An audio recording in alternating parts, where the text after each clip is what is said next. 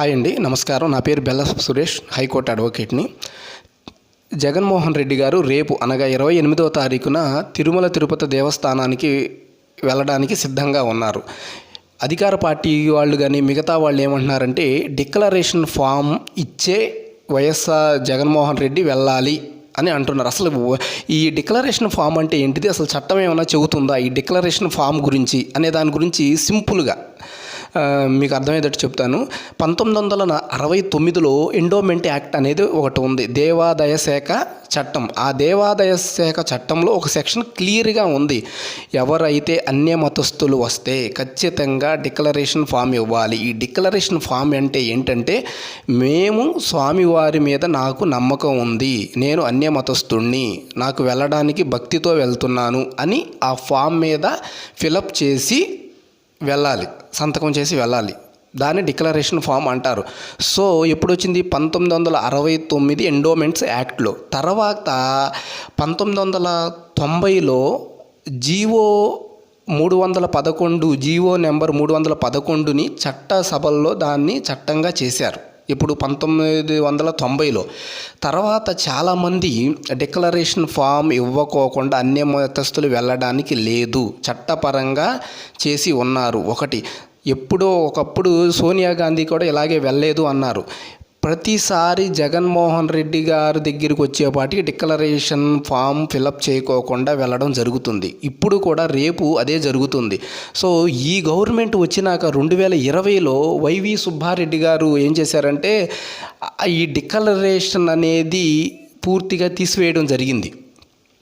తీసేసి ఎవరైనా వెళ్ళొచ్చు రావచ్చు అని అన్నారు. అసలు అది చాలా తప్పు. బ్రిటిష్ వాళ్ళు ఉన్నప్పుడే ఇది ఖచ్చితంగా డిక్లరేషన్ ఫామ్ అనేది ఉంది. ఇది చట్టసభల్లో కూడా ఓకే చేశారు. సోనియా గాంధీ 2006లో కూడా ఇలాగే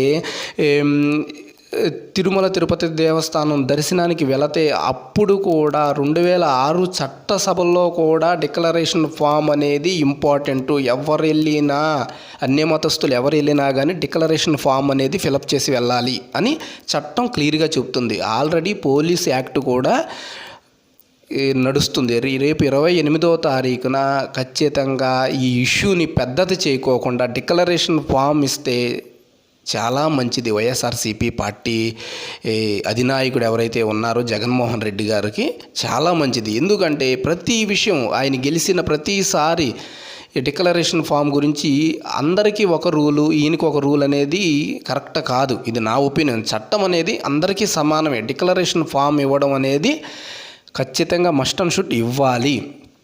సో ఇప్పుడు ఆల్రెడీ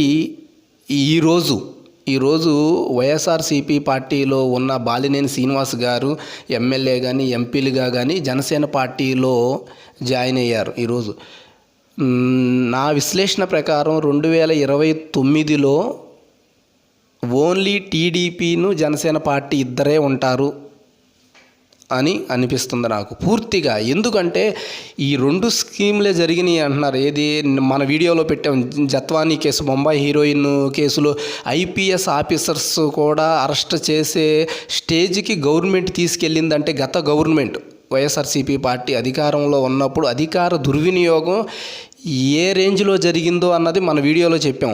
అదేవిధంగా ఈ లడ్డూ ప్రసాద విషయంలో కూడా, శ్రీవారి లడ్డూ ప్రసాదంలో కూడా చాలా తప్పిదం చేశారు. మహాపాపం జరిగింది. అది తెలిసా తెలియక అన్నది వేరే విషయం.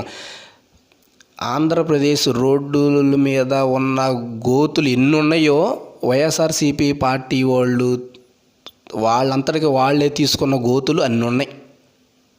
ఇంకా చాలా ఉన్నాయి వీళ్ళ స్కాములు అయ్యి అని. మొన్న ఒక అడ్వకేట్ గారు కోర్టు హాల్లో మాట్లాడుకుంటూ చెప్పుకుంటే చాలా ఉన్నాయి. హైకోర్టులో మాట్లాడుకుంటుంటే చాలా స్కాములు ఇంకా బయటికి వస్తూ ఉంటాయి. సో వీళ్ళు టీడీపీ వాళ్ళు పక్కా ప్యూర్ పొలిటికల్ గేమ్ ఆడుతున్నారు.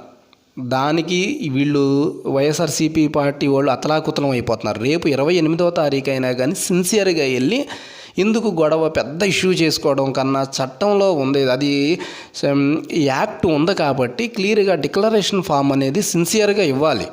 ఇచ్చి స్వామివారి మీద నాకు భక్తి ఉంది, నేను అన్య మతస్థుడిని అయినప్పటికీ స్వామివారి మీద నాకు భక్తి ఉంది అని డిక్లరేషన్ ఫామ్ ఫిలప్ చేసి చక్కగా క్లియర్గా వెళ్ళు, ఇలా గొడవ ఉండదు, ఇలా నువ్వు కూడా ప్రజల్లో ఇవ్వకోకుండా వెళ్ళడమే ప్రజల్లో రాంగ్ డైరెక్షన్ వెళ్తుంది.